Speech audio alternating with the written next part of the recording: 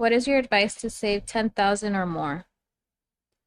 Well, pay yourself first. 20% of whatever you make comes off the top. So if you're bringing home, say, just 5 grand a month, $1,000 comes off the top. That leaves you with 4,000. 4,000 is what you have to spend and pay your bills and do whatever. But the $1,000, you can't touch it. It gets set aside for your investments, your retirement accounts, buying stock, whatever. And so what you got to understand, the most important thing that I didn't really understand when I was younger is you need the decades for compounding. So like give you an example, one of my stocks that I own is a dividend paying stock. And it's very steady. The stock price doesn't really have huge swings over the decades. It's kind of, from 15 to 30 bucks a share. Maybe sometimes it gets up to 40. And that particular stock is AT&T. And so I have reinvested dividends is automatic. So every quarter, I get my profit from my dividends as basically an owner, a partial owner of the AT&T company. They distribute your percentage of profits based upon how many shares you have. And so when the profits come in, I don't spend it. I just reinvest it. I just buy more shares of the stock with it. And so when you have a good, profitable, stable company that goes for many decades like that, over the decades, you get an exponential growth. And so I wouldn't look at it as saving $10,000. You should be paying yourself first with every paycheck. 20% comes off the top, goes into your retirement account, buying stocks, whatever, real estate you're going to invest your money in. And you can't spend it. Even in an emergency, you can't spend it. That's the money you're going to live off of when you retire. Because you can always spend pretty much every penny you take in. But you got to discipline yourself that 20% comes off the top, and then the rest, the other 80%, you can spend all that.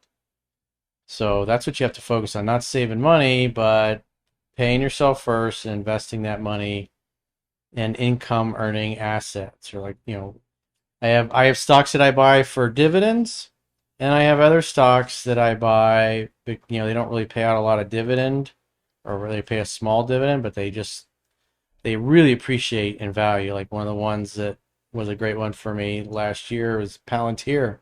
My average buy price was 22, and it's hovering around 180 a share right now. And so that's pretty nice. You just buy it and you forget it.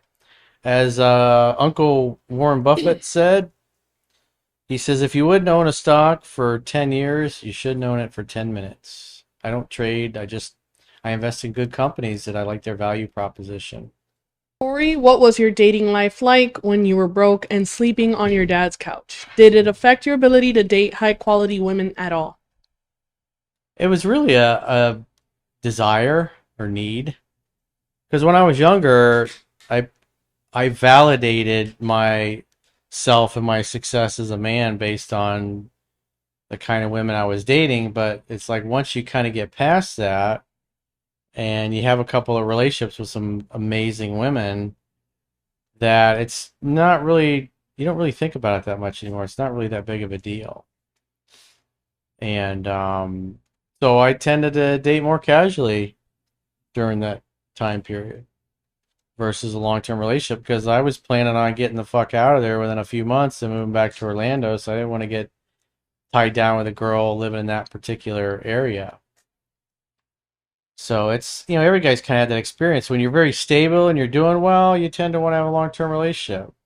But if your life is chaotic, you're moving around a lot, maybe you're in the type of work where you're a traveling salesman or whatever, and so every 3 months you're in a different city, you're gonna probably date more casually when your life is like that. But when you're stable and you're settled, you're gonna tend to date more towards long term. And if women value emotional intimacy above all, why do they consistently chase men with status, money, or power? They're chasing masculinity. The problem is you're getting hung up on status and money and power, but you ignore the fact that those same women chase broke ass dudes that don't have their life together because they're chasing masculinity. That's what they're drawn to. And you guys are getting caught up in the superficial details, probably because you're a little bit of a superficial person yourself. So attraction cuts through everything. And the reason why it's perceived that guys with money do better with the ladies is having money is a sign of competence, that you're successful at getting the things you want in life. And so typically men that are successful also tend to be masculine. Not always, but more often than not.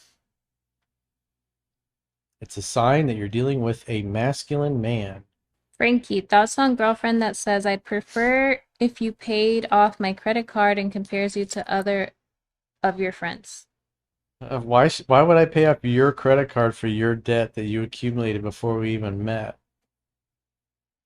What I would prefer is if you made your own damn money and paid off your credit card, because if we ever have kids someday, I want our kids to have a good example that mom and dad know how to manage their finances and not get themselves overextended. So I like a woman who's good with money. If you don't have any impulse control and you just want to, max out your credit card and you expect daddy to come to the rescue, it's like, that's not what I'm looking for.